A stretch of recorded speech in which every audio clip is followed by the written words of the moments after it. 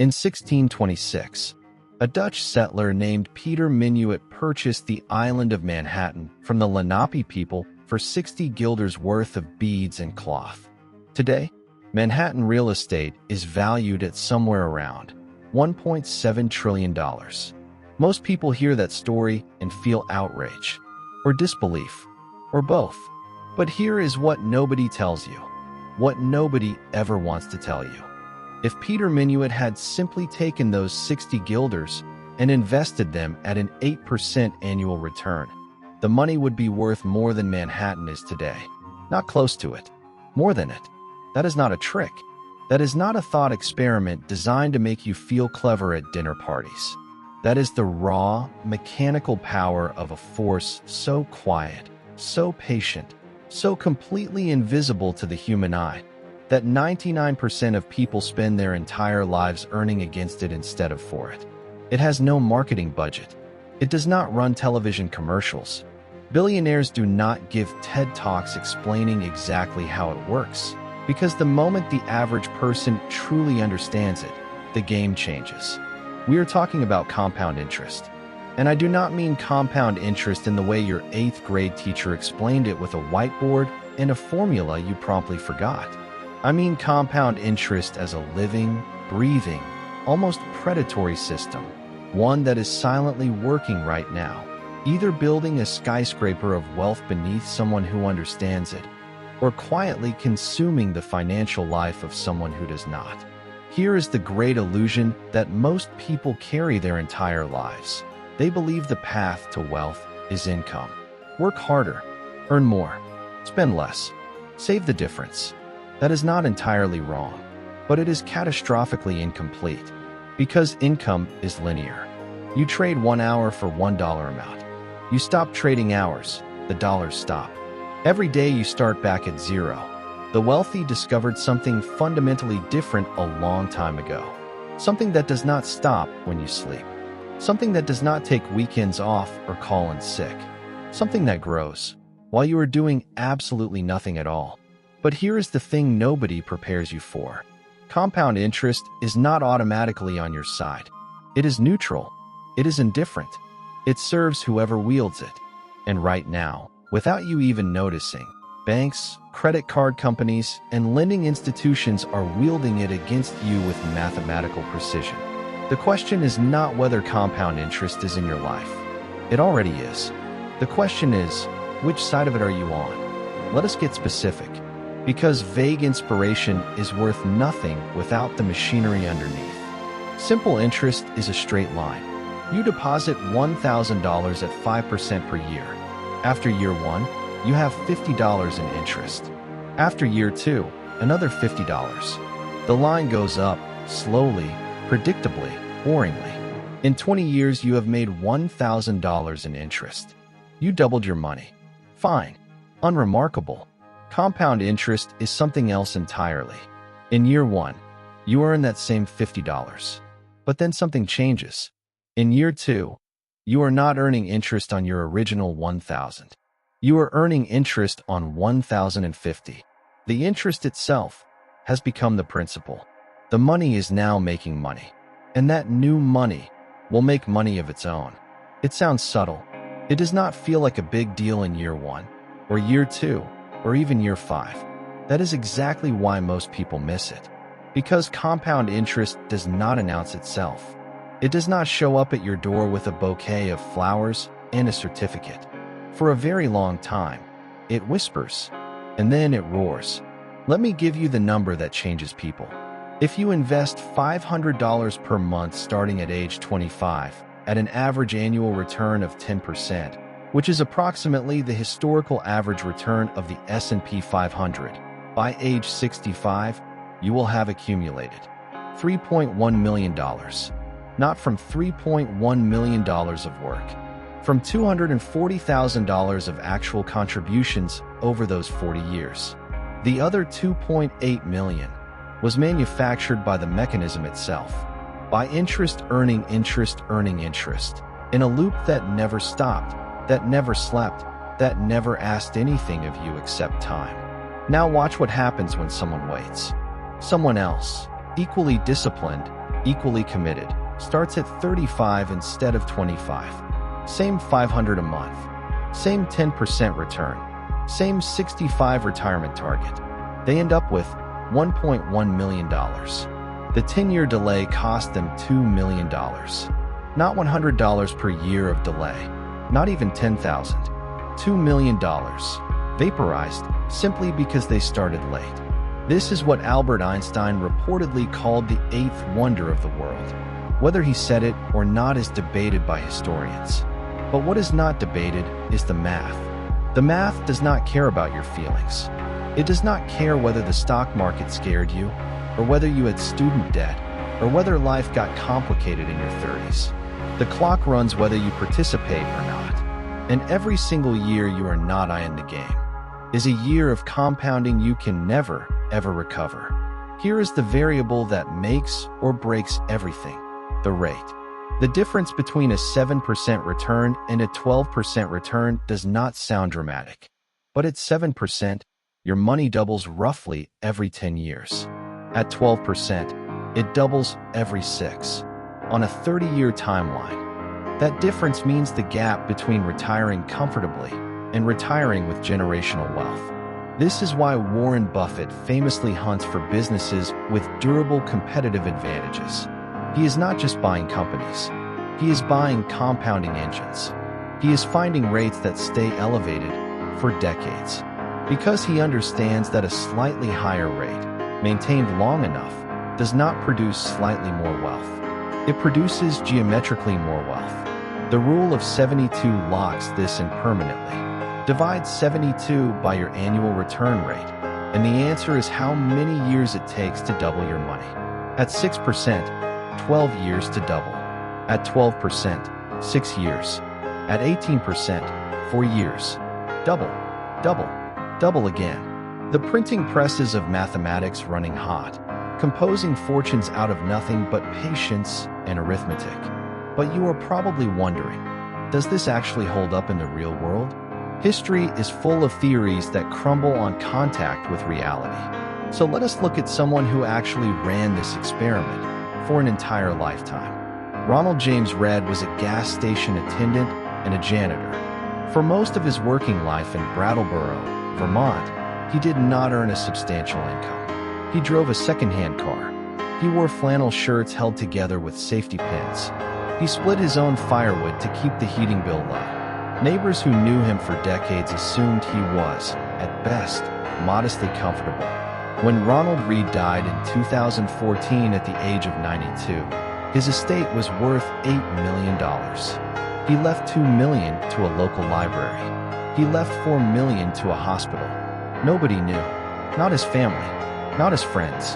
Not the people who had driven past him pumping gas for 30 years. He held shares in over 90 companies, blue-chip American businesses, collected dividends, and reinvested almost every cent. He let compounding run its full, uninterrupted course across an entire adult lifetime. He did not try to time the market. He did not chase hot stocks. He did not panic during crashes. He simply kept feeding the machine. Ronald Read is not famous.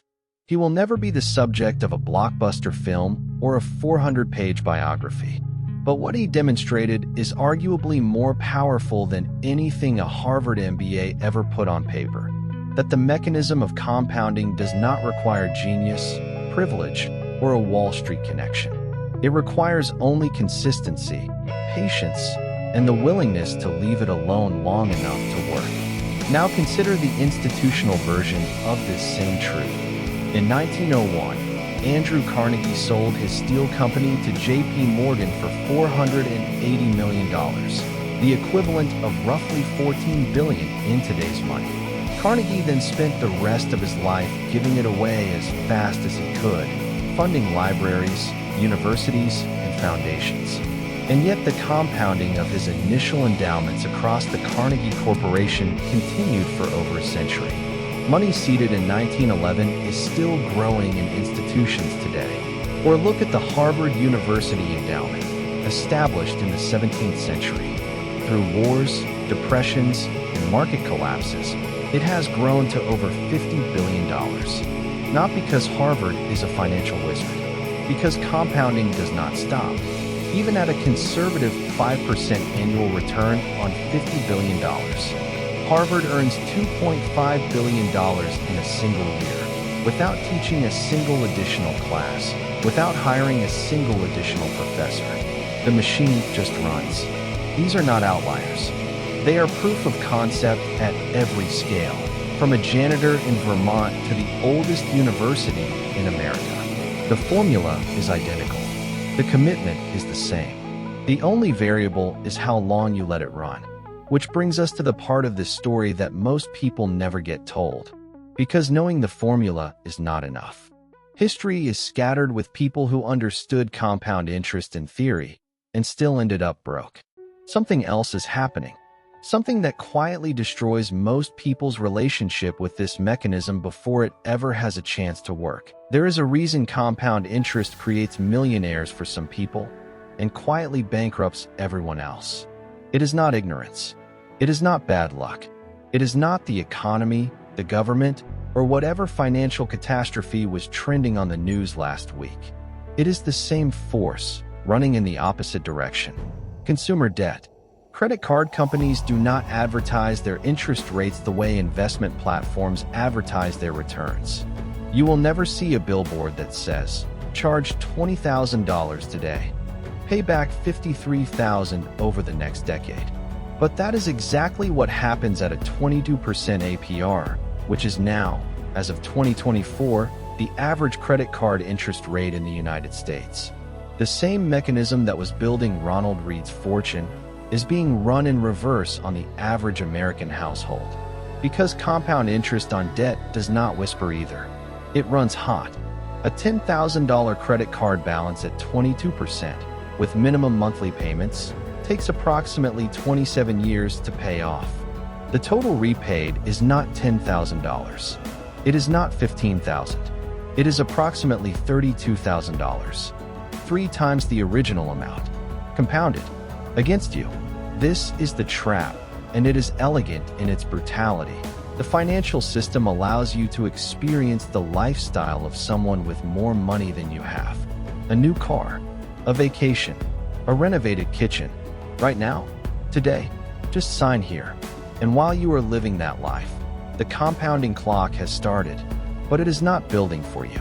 It is building for the institution that issued the credit. The fatal mistake is not spending. Humans spend. That is not the problem. The fatal mistake is carrying high-interest debt while simultaneously trying to build compounding wealth. Because these two forces do not coexist neutrally. They cancel each other out, and at 22% versus 10%, the debt is winning every single day. Warren Buffett, when asked about this, said something that most people nod at without truly hearing. If you buy things you do not need, soon you will have to sell things you need. The credit card does not charge you in things. It charges you in time. In years of compounding, you will never recover. The second fatal mistake is the one nobody sees coming. Interruption. Compound interest is not a sprint. It is not even a marathon. It is a slow, geological process. The financial equivalent of a canyon being carved by a river over thousands of years. The moment you pull money out of that system, for an emergency, for a luxury, for a market panic at the wrong moment, you are not just withdrawing the cash. You are withdrawing the future earnings of that cash. Every dollar you pull today represents dozens of dollars you will not have in 30 years. This is why the wealthy obsess over emergency funds. Not because they are afraid of emergencies. Because an emergency fund means the compound interest engine is never interrupted. The river keeps carving. The canyon keeps deepening. The third and most psychologically difficult trap is the early years. Because in years 1 through 10, almost nothing visible is happening. You are depositing. You are staying patient. And the number in your account is growing slowly, almost insultingly slowly. This is where most people quit. This is where most people lose faith, pivot strategies, pull the money for something more immediate, and reset the clock entirely. But what they do not realize, what the math makes brutally clear, is that the early years are not the boring years. They are the foundation years, the years that make the later years possible. Without the first decade of slow, quiet accumulation, the explosive growth in decades 2 and 3 cannot happen. The graph of compound interest is not a straight line. It is a hockey stick. Flat, flat, flat. And then, the blade curves violently upward. But only for those who stayed through the flat part. Most people never see the blade. So what does the blueprint actually look like? Not the inspirational version. Not the version designed to make you feel good for 4 minutes before you close this video and forget everything. The actual, executable framework. The one that separates the Ronald Reads of the world from everyone else. Step 1. Eliminate high-interest debt before anything else. Not alongside savings. Before. Every dollar you send to a 22% credit card balance is a guaranteed 22% return. No index fund on earth consistently beats that. Clear the enemy first. Step 2. Build a 3 to 6 month emergency fund in a high-yield savings account. Not because savings accounts build wealth. They do not at current rates adjusted for inflation. But because this fund is armor. It means the investment engine is never touched, never interrupted. The river keeps flowing. Step 3. Start the engine. A tax-advantaged account.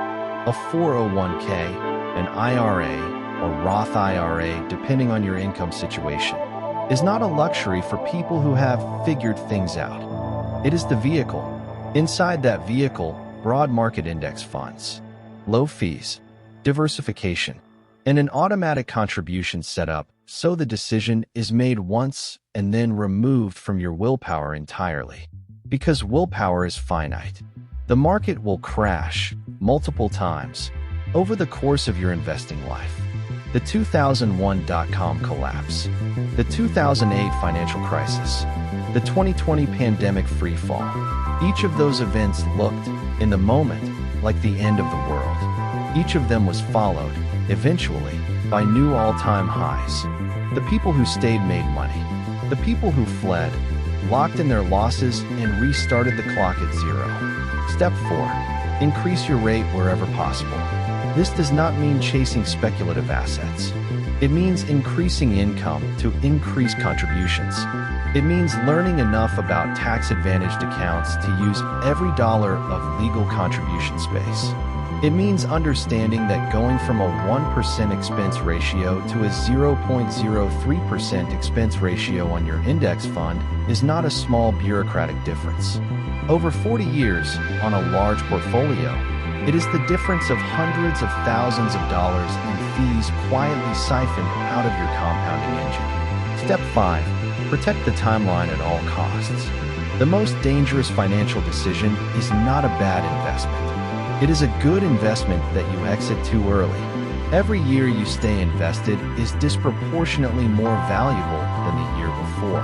Because the base is larger, the interest on the interest is larger, and the gap between your invested position and the position of someone who exited grows wider every single day. Now here is the thing that tends to land differently once you truly grasp what compound interest is. Most people think of money as a noun, a thing, a pile of coins and paper. They save a certain amount and then they think, I have X, as though money is static, as though $1 today and $1 in 30 years are the same dollar. They are not. They are completely different animals. $1 invested today at 10% is not $1. It is $17 in 30 years. Every single dollar you spend today on something you do not genuinely need is not $1 you are spending. It is 17 future dollars you are surrendering. Once you see money this way, as a living, compounding thing rather than a static number, every financial decision changes. Not through deprivation, not through fear, but through a clarity that most people never access, because nobody ever translated the math into human terms and held it up in front of them long enough to sink in. Warren Buffett is 93 years old. 94% of his net worth, in excess of $120 billion, was accumulated after his 50th birthday. Not because he suddenly became smarter at 50, Not because the opportunities got bigger, because the curve finally hit the blade of the hockey stick, and the machine he had been quietly running for 3 decades went vertical. The clock is running right now. The only question that actually matters, is not whether compound interest will make someone rich. It is whether it will be making them rich, or making them pay.